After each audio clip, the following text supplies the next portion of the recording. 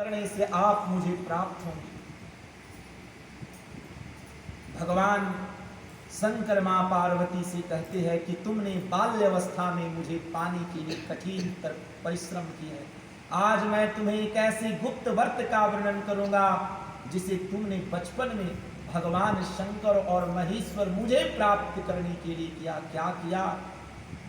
तो हिमालय की कंदराओं में, गुफाओं में, पर्वतों में तुमने 64 वर्ष तक सूखे पत्ते खाकर घोर तपस्या, 12 वर्ष तक उल्टी टंग कर धुएं पीकर रहे, और जो सावन के महीने में जब वर्षा की धारा बहती थी उस धारा को तुम सहन करते रहे, और बैसाख की दोपहरिया में जब आग तपता था उस आग की तापअग्नि में तुम जलती रही।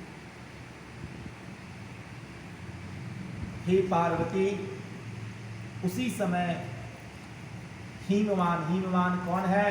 तो पार्वती के पिता इस तपस्या को देखकर सोचने लगे कि मैं अपनी पुत्री किसे दूं, हमारी पुत्री इतनी तपस्विनी।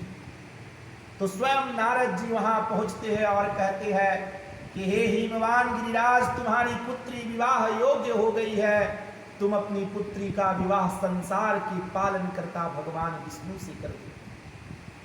यह बात नारद जी के कहने पर पार्वती के पिता हिमवान स्वीकार कर लेते हैं, और जब स्वीकार करते हैं तो हिमवान स्वीकार करने के बाद जब ये बात मां पार्वती को पता चलता, मां पार्वती रुंदन रोने लगती है और देह